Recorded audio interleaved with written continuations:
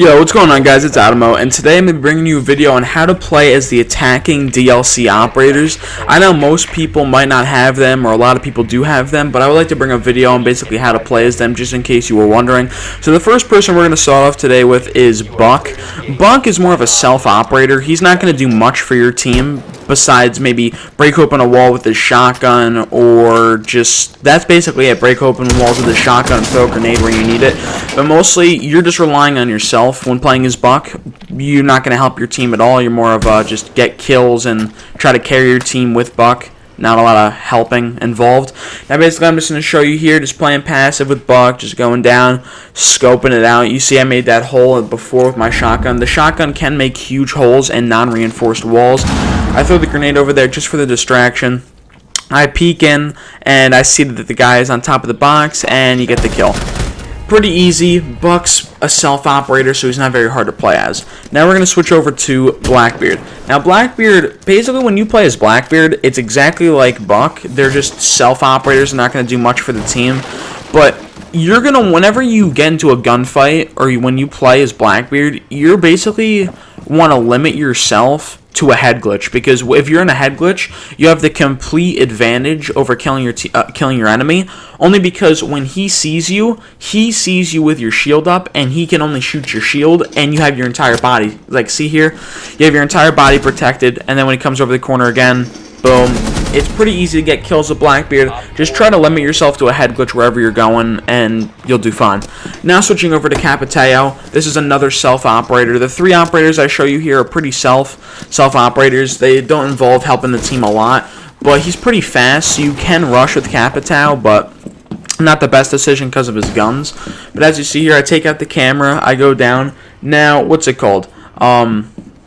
Capitao's ability is to shoot smoke and flame bows. I don't show you the smoke here, but I do show you the flame. The smoke isn't very useful just because you have people on your team that can throw smoke bombs for you. But here you go, you see the flames go down, and then it's pretty easy to get a kill with the flames just because the enemy dies pretty quickly when you shoot them.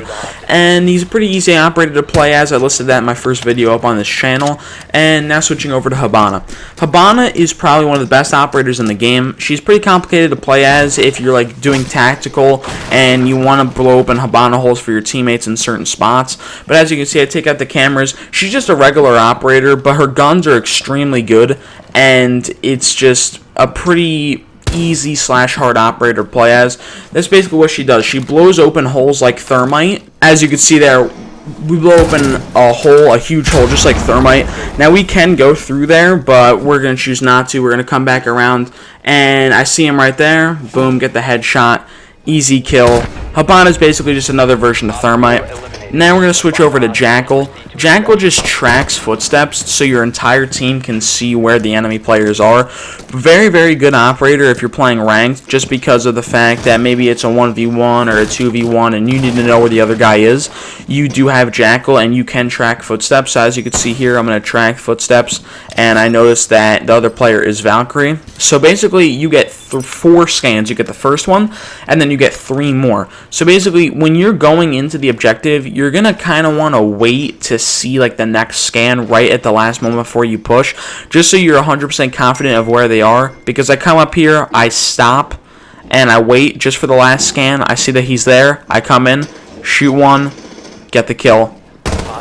Pretty good operator, very helpful for the team.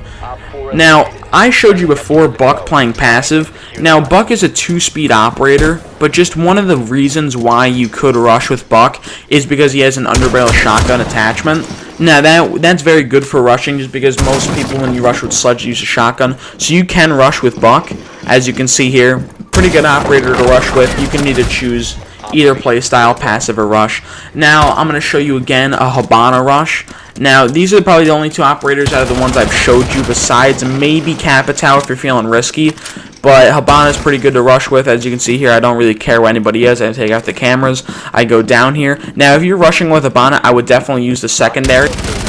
to attachments for the operators. So for Buck, he has the C8.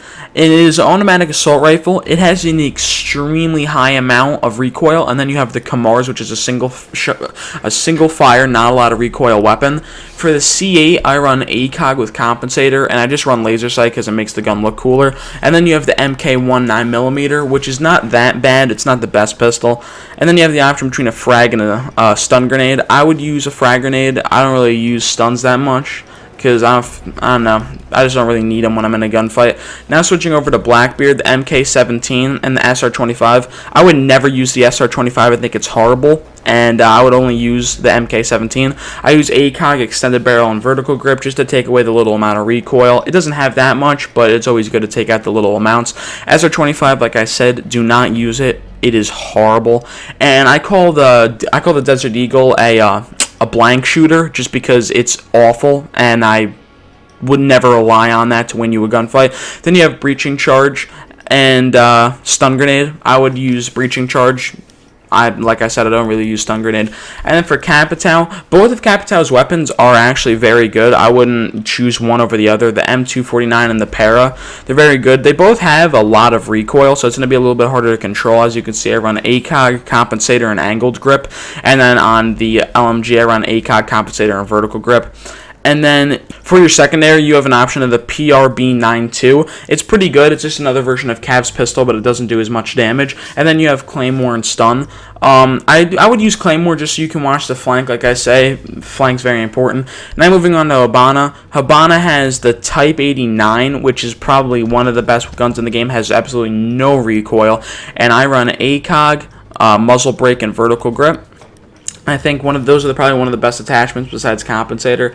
And then you have the Supernova. Unless you're rushing, you might want to use a Supernova, but overall it's not that good. And then for secondaries, you're going to want to use the Bearing 9, not the pistol. Like I said, that gun is extremely well in close quarters. Then you have the Claymore and the stun grenade. I personally would use the Claymore, like I said, because I like to watch my flank. I feel like that's very important. And then the last operator we have here is Jackal. Both of Jackal's guns are extremely good. They're probably both of them to combine are probably one of the best guns in the game.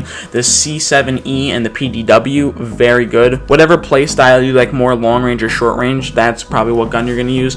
It does have an ACOG option, but I run holographic with compensator and angled grip. And then for the submachine gun, I run holographic, compensator, and vertical grip. Very good guns. I would never use the shotgun. It is very, very bad. Don't use it. And then you have the USP, which is pretty good. It's not the best pistol. And then you have the Marshmallow Shooter here. I would just trust my word for this. Never put that shotgun on. It is awful. And then you have the Smoke Grenade, and you have the Breaching Charge. I would use... actually, I'm not going to prefer one over the other. I would use a Breaching Charge or Smoke. But yeah, that's been the video. That's how you place the attacking DLC operators. I hope you guys liked this video. I'd love to grow this channel to more subscribers. And yeah, guys, I really hope you enjoyed the video. It's been Audible, guys. Peace.